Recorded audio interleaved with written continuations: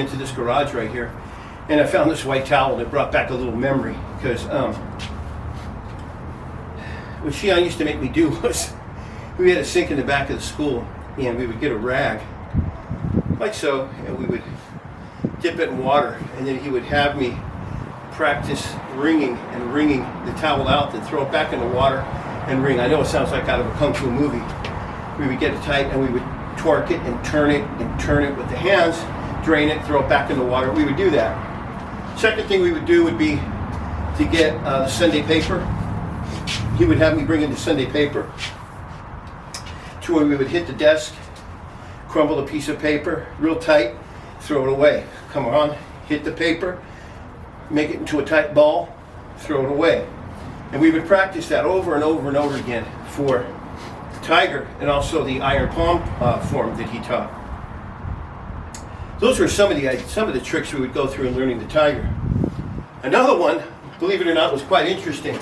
And what it was working with a chair. Now the chairs that Shion had at his dojo were about 3 times as heavy as this thing here. They were heavy metal legs all the way through. And I remember him one day saying, pick the chair up. So I picked it up. He said, grab it by the legs. So I grabbed it by the legs. So then he said, okay, take your stance, deep tiger stance. I took my deep tiger stance, and he says, okay, raise it up, raise it back. Raise it up, raise it back. Now go higher. Now go higher. And so he would have me do that. This is the light chair.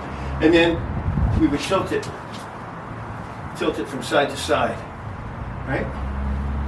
Then after we would tilt it, we would bring the chair around, and we would go to this side and the other side. And then it was done single-handedly, to where you grab the chair and single-handedly. And then, of course, we would drop the chair down, bring it down. And those are just some of the exercises we would go through. After that, you'd have a shot put, a heavy shot put. And you would go through the tiger holding the ball, and then you would have to release in a deep stance to where you were making a circular 8, bringing it up and bringing it back, coming up, dropping it down, coming up, dropping it down. And then after that, another exercise we would go through would be, we'd have a small sandbag. We would have that sandbag and drop it and then pick it up. Drop it midair and pick it up. And those are just a few of the exercises that we would go through, besides the tiger walk, the plier, strengthening each fingertip, and so forth and so forth. So today I thought we would go through a tiger kata that was taught back in the 80s in Simi Valley, which had other animal forms included. And it's about a 35-piece tiger. And then later on at the dojo, I went through it, and then he added another 35. So it's about a 70, 80 piece form. It's kind of cool. So let's go through it. So you notice when we start with the form, we bring the hands in. And this was a big technique that we had when we had the pebbles, the beans, and we would practice that, turning with the tiger, inside striking and turning. Anyway, so from in here, we open up about 12 inches, the hands come up, and then they come back. And when they come back, you drop your weight, and then from here you shift and you come forward. Then you could come 1, 2, and 3 and come in again. Now our left foot's going to cross behind. Now we're going to come up. Then we're going to kick. Now we're going to look over our left shoulder, and we're going to come in with the toe, and we're going to strike 1, 2, and 3. Then we step, and we do the same thing to where it's full extension. We're low. We're doing 1, 2, and 3. Then we're coming around here. Now I'm going to turn to face you so you can actually see the motions. So we turned, we come in, and our shoulders are kind of out, caved in, and then we push up, cross, we push out, making sure that we're pushing out at the same height.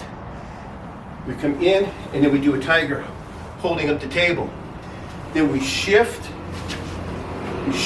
arms 3/4 extended, and we shift.